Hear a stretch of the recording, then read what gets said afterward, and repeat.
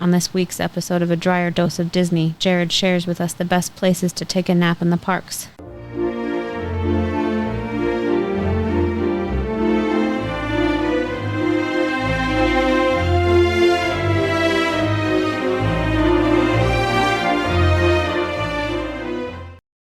Welcome to this week's episode of A Dryer Dose of Disney. I'm your host, Jared Dryer, and today we are back with another episode for you. I apologize. It has been a while since we talked to you.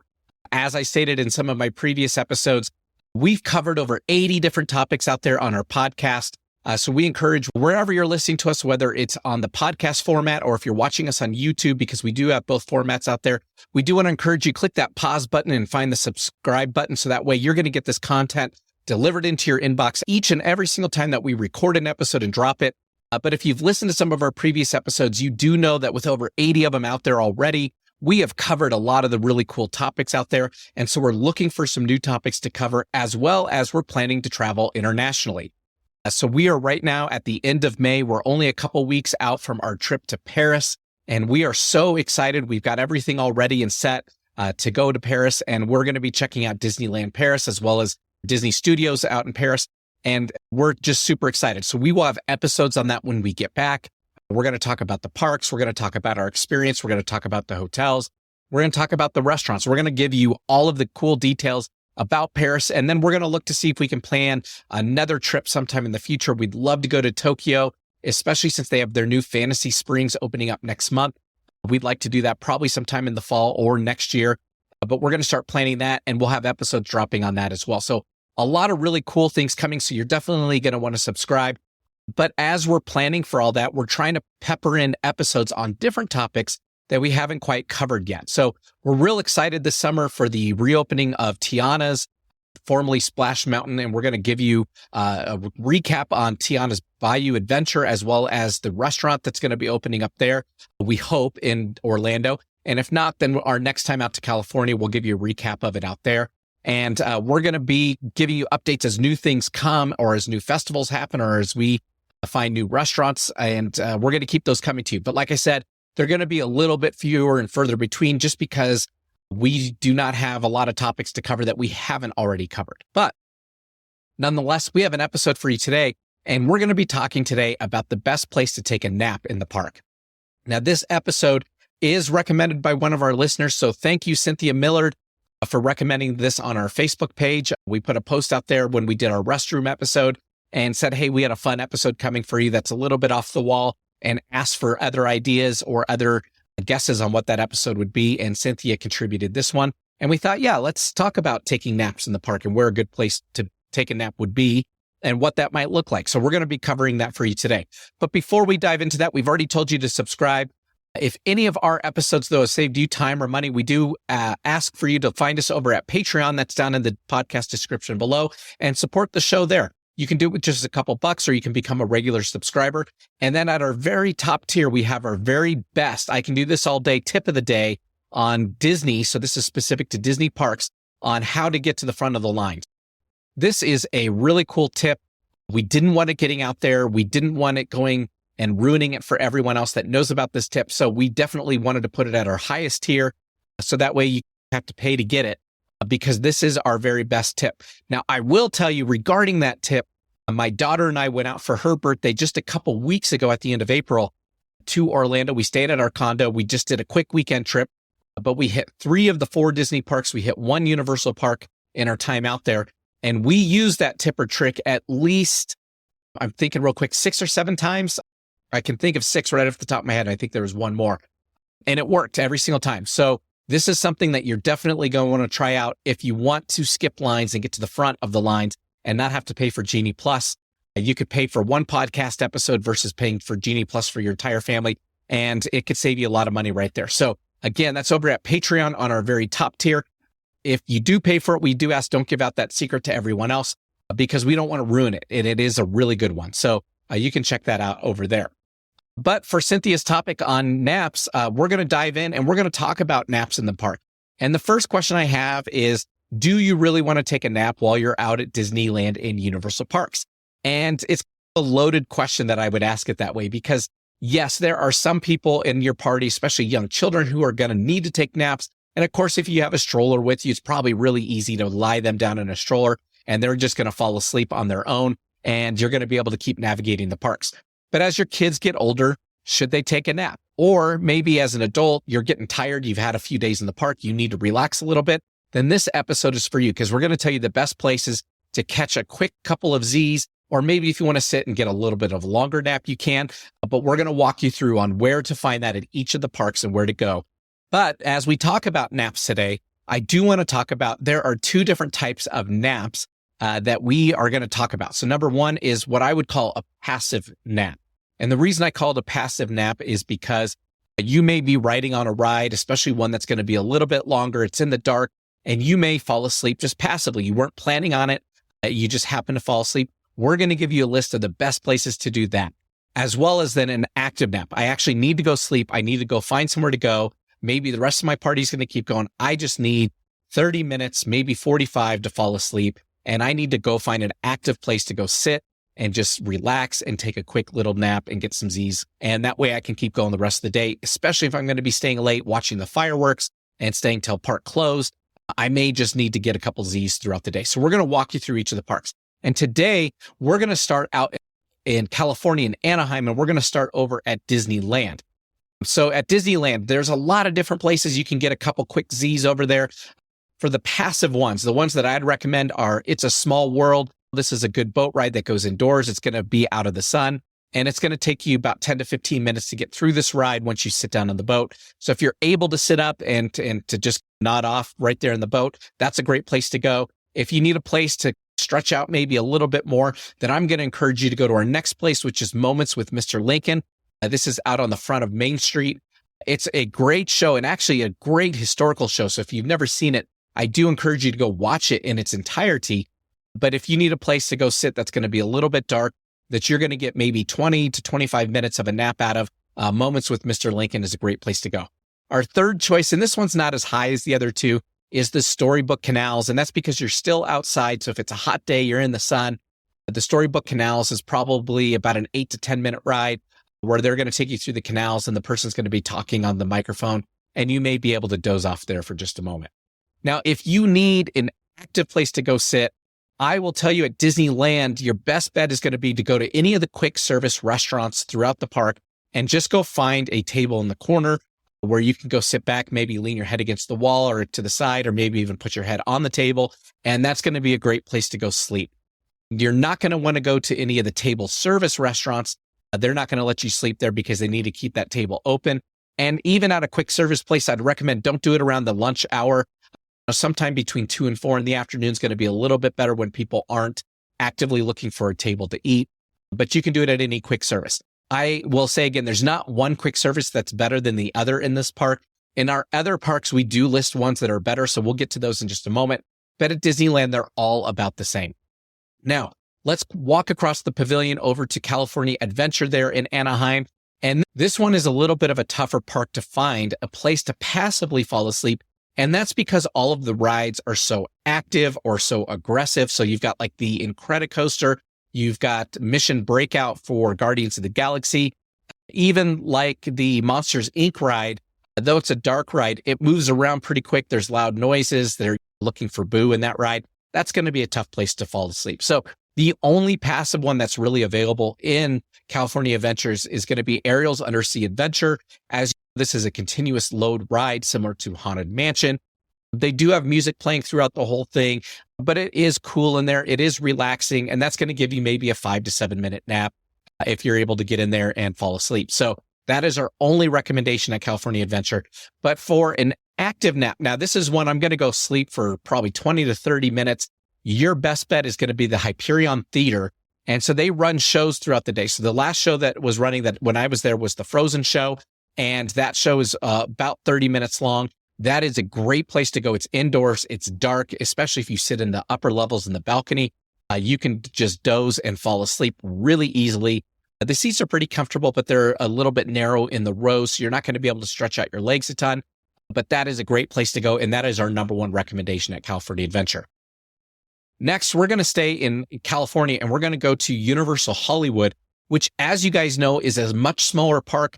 It doesn't take as much time to get through this park, And because of that, there's a lot of restrictions when it comes to napping, meaning you're not going to have a lot of great places to go fall asleep. So the two best options that I have for you to take a passive nap are going to be probably either the backlot tour. That's going to be on the trams. You're going to be out there for about 30 to 40 minutes. That's a great place to fall asleep because they do have the covers of the tram. So you're going to be in the shade, but you're going to go through the Fast and the Furious. You're going to go through Kong. You're going to go see Jaws. You're going to see a lot of these other elements where it's going to be maybe a little bit louder and it may wake you up. And I really love the backlot tour. In fact, I think that's probably the best experience at Universal Hollywood. So I'm going to recommend to stay awake and watch that as much as possible. But outside of that, you can go to the Animal Actors Show. That is also outdoors, but it is covered. But at the Animal Actors Show, you can sit in the stands. You're going to get a good opportunity to fall asleep real quick. Hopefully a bird doesn't land on you because they do use birds flying around the auditorium in that show. But that's going to be your most relaxing place in the park at all. There is no great active place to go take a nap. There are a handful of benches throughout the park. There are a few indoor quick service places, but they're loud, they're crowded. And if you can find a seat, great, go ahead and take one. But there's not a place that we prefer over anywhere else. And it's just going to be a challenge at Universal Hollywood just because it's a smaller park. With that, let's hop over now to Orlando, and we're going to go to everyone's favorite park, and that's Magic Kingdom. And there are 4 different places that you can find a good passive nap. And they start with It's a Small World, like we had over at California and Anaheim. Same format of a ride. It's almost identical. This is a great place to fall asleep. Second here is going to be Pirates of the Caribbean. And the reason that we put this one on Magic Kingdom and we didn't put it over at Disneyland is because Disneyland actually has multiple drops in this ride. So if you're falling asleep or nodding off, chances are you're going to be woken up very quickly with the multiple drops. Here in Orlando, they only have 1 drop on the ride and it's early on. After that, you could fall asleep for maybe 5 to 7 minutes before you get to the end of the ride. So again, just a quick little cat nap, just a quick shut eye there on Pirates of the Caribbean. Our next 2 at Magic Kingdom are actually really good opportunities. Number 1, Hall of Presidents. This is a 20+ minute show, similar to Moments with Mr. Lincoln at Disneyland, where you're going to be in the air conditioning. It's dark. It's easy to fall asleep in there. It's very comfortable. So that is a great one to go do. And then probably everyone's favorite is the Carousel of Progress. If you've never ridden the Carousel of Progress, it's actually a really cool attraction. This was invented back for the World's Fair, similar to It's a Small World. But they talk about the different stages of innovation and invention throughout the park. And this one's awesome. So Carousel of Progress you're going to be in there quite a while. It's going to move around, but that shouldn't wake you up. And that's a great place to take a nap. Now, if you need to actively take a nap, I need to go sit and find a place for a little while. There's 2 quick service restaurants that I recommend. We also talked about these on the Best Places to Work episode, and that's going to be upstairs at the Harbor House or in Pecos Bill. Now, Pecos Bill does have 2 levels. They usually rope off the upper level at the ramp. So if you can find another spot in Pecos Bill, that would work just as well. But they do have an upstairs at Harbor House, and that's going to be my top recommendation for you. Now, over at Epcot, there are 3 different places you can do a passive nap here. And first is the icon right out at the front of the park, and that is Spaceship Earth. If you've never been on Spaceship Earth, it is a continuous load ride that you get in your little car and you go through the history of innovation. And as you go through it, it's very dark. It's a very slow ride. There's no loud noises, and you're going to be in there for about 10 minutes. So that's a great ride that you can fall asleep on. You also have Living with the Land at the Land Pavilion. And this one is indoors, but you do go through light and dark spaces, so that may wake you up a little bit. But this one likewise is more than a 10-minute little boat ride. It's fairly comfortable. And this one has a little bit more room to stretch out on it than some of the other boat rides. So that's a great piece of it. But this one, a lot of people think is pretty boring. I actually enjoy it. I think it's fascinating to watch everything from the growing of the plants there to using the fish and the cycle of the water and all that. I think it's really cool. So that is a great one. The third place over here at Epcot is going to be in the very back of the World Showcase at the American Pavilion. And they have the show, The American Adventure.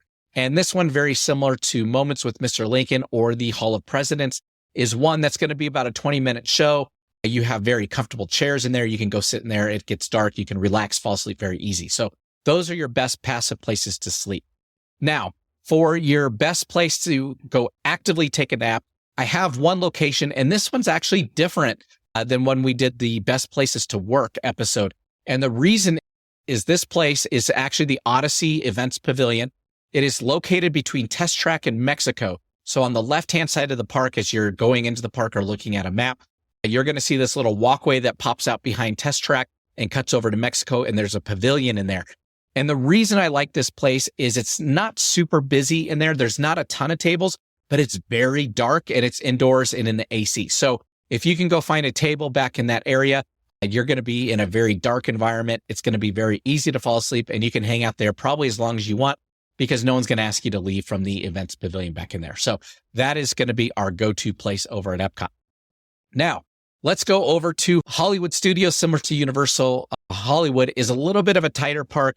There's not as many great places to sleep here, but we did find 3 really good opportunities for you. So for your passive nap, if you're just going to fall asleep during an event or a show or a ride, we have 2 good recommendations for you. And the first is the Beauty and the Beast show.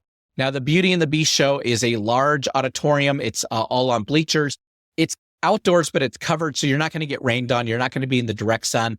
But this show goes on for quite a while, and it's very easy to fall asleep in there. I've done it multiple times myself, and that's partly because we've seen the show so many times. So we always like to take friends with us, and they may not have seen it, and so we'll go take them to the show. And because I've seen it, hey, it's a great chance for me to catch a couple Z's while they're enjoying themselves. The other one here is back in the middle of the park. It's a little bit tucked away, and that's Walt Disney Presents. This is a very small theater that you can go into, and it talks about Walt Disney's history and how he got started. But similar to the Hall of Presidents and all the other theater shows, you're in the dark, you're in the AC. It's a movie. This one's a little bit shorter. It's about 15 minutes long, but you can go watch Walt Disney Presents and catch a couple Z's there. Now, if you need to take an active nap, you're going to zonk out for a little while. Your only best place to go, and we did talk about this on the Best Places to Work episode, is going to be at Rizzo's Pizza. So this is over in the Muppets section. It's between Star Tours and then the Galaxy's Edge spot. There's a little New York section back there. And in Rizzo's Pizza, there is an upstairs. I definitely encourage you to go upstairs. You can go sit in a booth. It's fairly quiet up there, and it's going to be a great opportunity to be inside and in the AC, and you're going to be able to sit up there as long as you like. Next, over at Animal Kingdom, there are 3 different places you can do a passive nap here at Animal Kingdom. Of course, the first 2 are the 2 shows. So you have the Festival of the Lion King, which is a great show, and we absolutely love. It's my wife's favorite show at all the Disney parks, and I have fallen asleep in it multiple times. Again, we've seen it a lot. It gets dark in there, and it is nice and cool. And then likewise, the Finding Nemo show over on the other side of the park is a great place because that one even gets darker than Festival of the Lion King. And I have fallen asleep almost every single time that I've been in that show. So that one's a great one as well. And then Kilimanjaro Safaris, you could potentially fall asleep if the bouncing of the truck doesn't wake you up. It's really fun to go see all the animals. I definitely encourage you to stay awake for the shows and the animals. But if you needed to, those are your 3 best options for a passive nap over at Animal Kingdom. For an active one, if you're going to find a place to go sit for a while, like our Where to Work From in the Park episode, I'm going to tell you to go behind the Flame Tree Barbecue, which is on Discovery Island. That's in the center. And back there are all these different pavilions with tables. So it's covered. You are outdoors, so it's going to be humid, but it's not super busy unless it's a heavy lunch hour or something like that. So you're definitely going to be able to find a place to sit off the path there, and you're going to find a place to relax. So I will call out real quick, in the Places to Work episode, I called it Bengal Barbecue. That's because that's at Disneyland. I'm so used to the barbecue over there, but it's Flame Tree Barbecue at Disney World at Animal Kingdom. So I apologize that I misspoke on that episode when I mentioned this place. At Universal Orlando, unfortunately, there's not a lot of great places. So both Islands of Adventure and Universal Studios, there aren't any good passive rides to fall asleep. I mean, maybe Jurassic Park, the riverboat tour, if you wanted to do that. But again, it is a really cool ride. There's a drop in it. It's very aggressive towards the end. You're probably not going to fall asleep on it. That is the steadiest ride you can find in this park. Over at Islands of Adventure, even in the Dr. Seuss land, Cat in the Hat is going to be spinning you. The carousel and the trolley rides aren't long enough, so I don't think that I would do it there. So there's not a great ride to fall asleep on over at Universal Studios. So it's probably not going to happen. However, for an active nap, if you want to go find a place to sit and get out of the sun for a little bit, at Islands of Adventure, your best place is going to be Fantastic Four Pizza. That one doesn't fill up as often. And we actually had some pizza and salad there on our last trip when my daughter and I went. And we were the only people in the restaurant when we were eating at that point in time. So I can say that place doesn't fill up. It's nice and dark in there, and it's nice and cool. So it's very relaxing and Fantastic Four pizza.